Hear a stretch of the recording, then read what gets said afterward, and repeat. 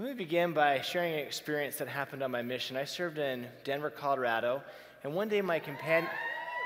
Right on, all right, I had no idea.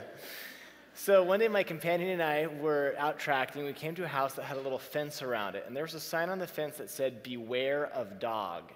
Now you've probably experienced this too, where lots of people have a fence or a sign like that, but they don't really have a dog. So as missionaries, we had a little trick. We would rattle the gate to see if there was a dog. So we rattled, nothing happened. Rattled again, no dog. So we opened, and I'm about halfway to the front door when, woof, woof, woof, this huge dog comes running around the side of the house. And my companion was faster than I was, so he turned and he jumped, and he hopped right over the fence, except for his leg was hanging down, and the dog is jumping up, trying to bite his leg. And I was concerned because I was here, and the dog was between me and the fence. So I was thinking, what am I going to do? And I really thought I would die. So I turned and I ran. I opened the front door and just went inside the house.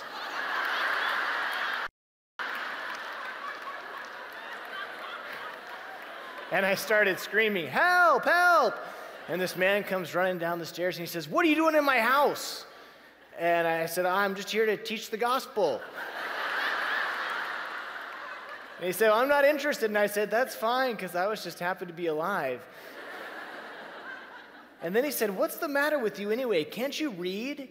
And I realized he had a point. I actually do know how to read, and the sign was very clear: "Beware of dog." But I, in just my excitement, had not wanted to pay attention. And I bring up this story because I think sometimes maybe we see little signs or we hear certain things and we say, "Oh, I've seen that a million times." I had seen so many beware of dog signs that I didn't really pay attention to it. And today I want to talk about a powerful verse that I hope we can pay attention to. And it's in Matthew chapter 17, verse 20.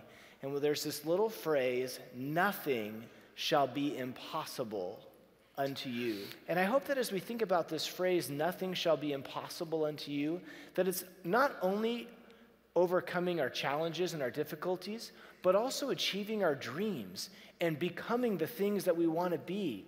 There are probably many people here today, and maybe you have some problems, but it's not so much the problems in your life, but there's these goals, there's the big dreams, things you hope to accomplish and do and become. And this phrase, "Nothing shall be impossible unto you," applies in those situations as well.